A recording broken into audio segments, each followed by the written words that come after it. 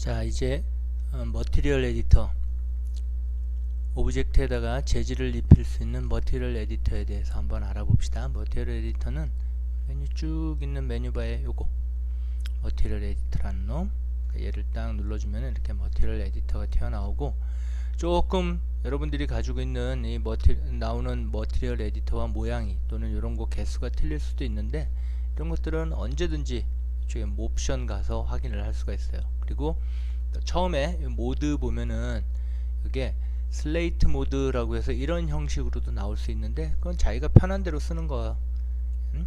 이게 이제 나중 옵션이라고 보면 돼요. 예. 지금은 우리 컴팩트 모드로 일단은 갑시다. 이렇게 컴팩트 모드 가고, 동그랗게 되어 있는 거 이런 것들을 바꿔가면서 작업을 할 거예요.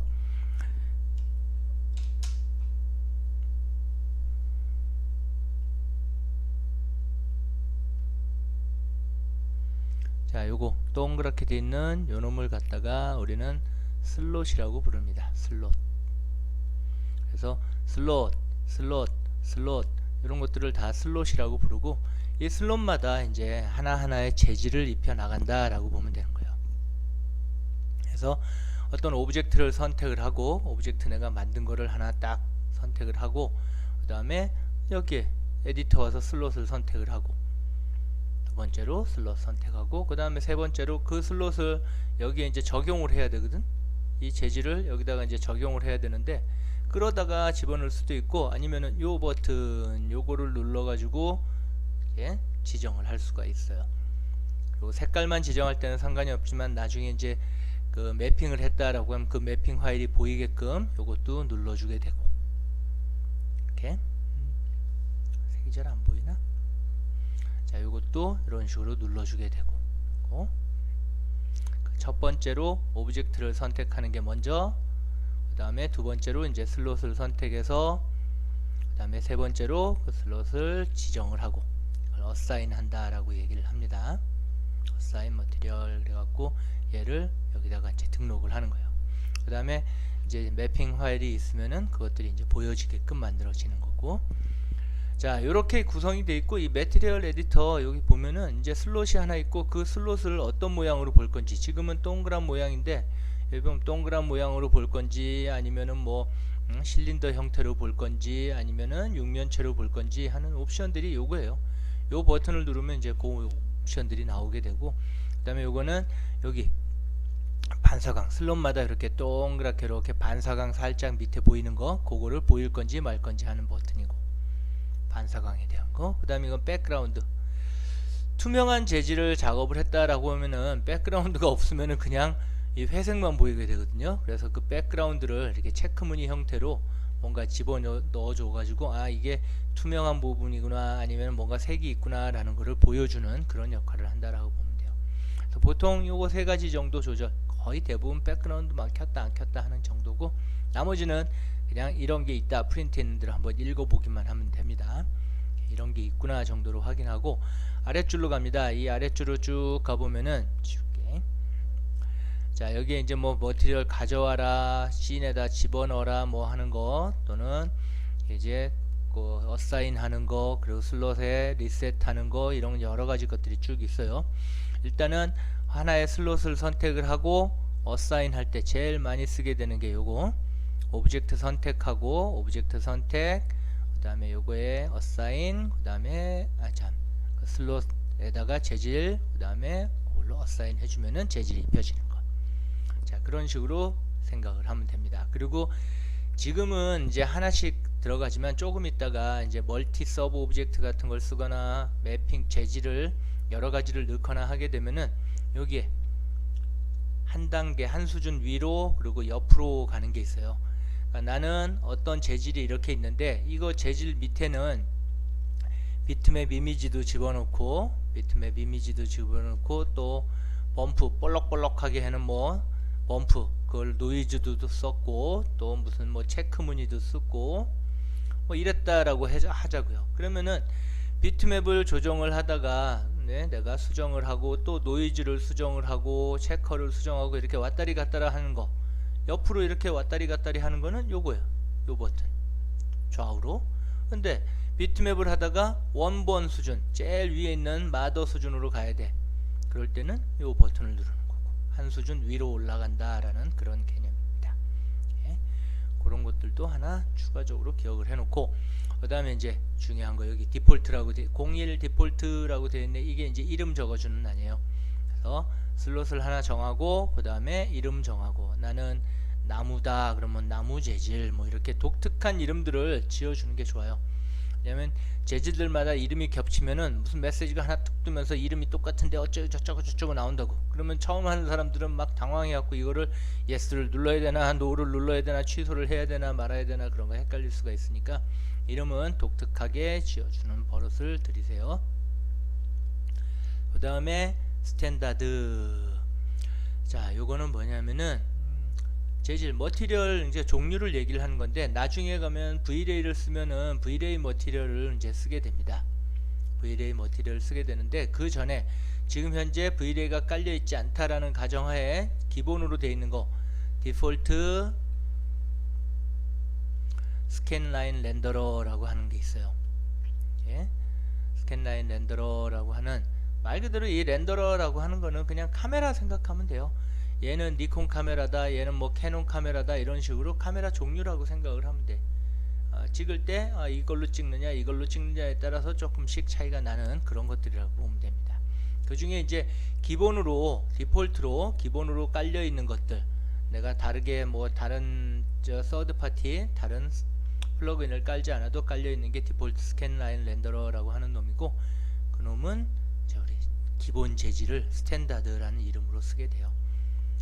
자, 스탠다드 재질은 여기 블린이라고 되어 있는 거 보이죠? 블린 및 뭐 애니소그래픽 뭐 어쩌고 퐁 메탈 뭐 해가지고 8가지의 쉐이드를 이제 제공을 하게 됩니다.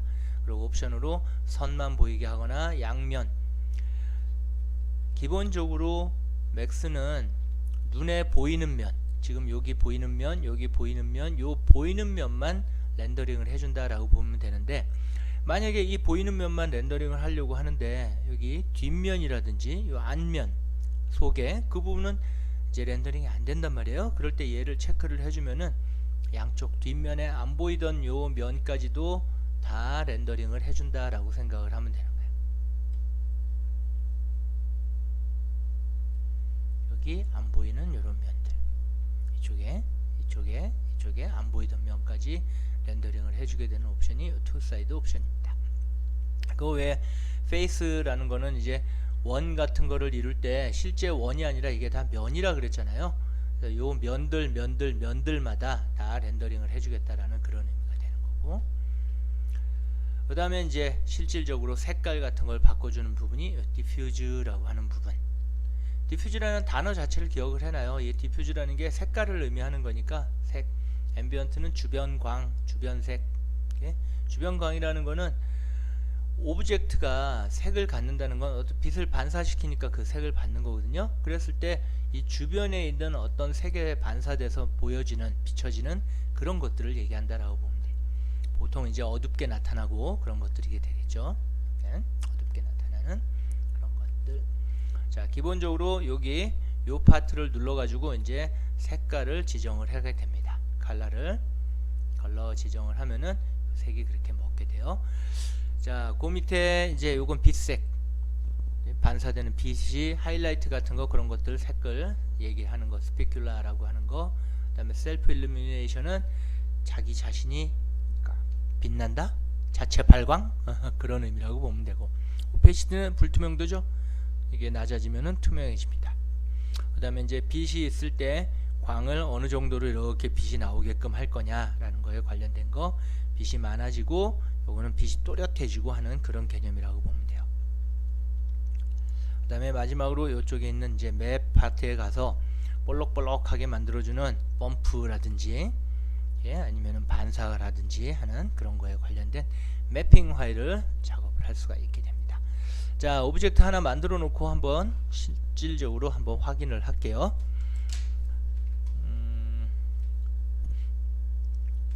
제일 만만한 게 디팟 하나 만들어 놓고 시작을 해 봅시다. 디팟 하나 만들어 놓고, 자, 티팟을 오브젝트를 선택을 하고 그 다음에 이쪽에 있는 슬롯을 하나 선택을 하고 그 다음에 요 버튼을 눌러주면은 그 슬롯에 있는 색이 여기 이렇게 변하는 게 보이죠? 그리고 이름 지어줄 거예요. 주전자 뭐 이렇게 해서 엔터 딱. 그리고 스탠다드인 거 확인하고 얘를 눌러보면은 이렇게 머티리얼 에디터라고 해갖고 나중에 아키텍처 아니면은 뭐 멀티 서브 오브젝트, 레이트레이스, 쉘 이런 스탠다드 같은 이런 것들이 여러 개 있으니까 한번 써먹게 됩니다. 일단은 기본 스탠다드를 쓰면 되고요. 스탠다드. 그 다음에 여기 보면은 이제 쉐이더 어떤 쉐이더를 쓸 건지 기본은 블린 쉐이더로 되어 있고 색깔 바꿔봅시다. 디퓨즈 클릭해서 나는 분홍색을 쓰겠다. 오케이 하면 바로 분홍색으로 가는 게 보입니다. 자, 이 슬롯이 너무 작아갖고 잘 안 보인다 싶으면은 슬롯을 2번 클릭해주면은 옆에 크게 나오니까 더 늘려도 돼요. 자기가 마음대로 늘려가면서 확인을 하면 되고 아까도 봤듯이 이게 동그란 모습으로 보일 거냐 아니면은 이런 실린더 모습이냐 사각형 육면체로 보일 거냐 그 보이는 모습 정해 보면 되고 그 다음에 요거는 밑에 백라이트라고 하는 그놈이 있을 건지 없을 건지 정하는 거. 그 다음에 배경 이게 배경이 없으면 나중에 투명해지거나 그랬을 때 이게 투명한 건지 안 그런지 모릅니다. 그래서 필요에 의해서 배경 이렇게 반사되는 모습도 보일 수 있게끔 체크해서 쓰면 되고 예. 그 다음에 요거 같은 경우는 뭐 샘플 UV 뭐 어쩌고저쩌고 타일링 개수를 조절을 하는 건데 나중에 이제 매핑을 했을 때 매핑이 이렇게 그림이 이미지가 비트맵 이미지가 들어갔을 때 그 비트맵 이미지를 어느 정도 잘게 쪼개서 보여줄 거냐 그거에 관련된 놈이라고 보면 돼요. 비디오 체크 이거 뭐라 그러지 이거 저 미리 보기 만드는 거 애니메이션 같은 거 할 때 그런 것들이 쭉 나오게 되고요.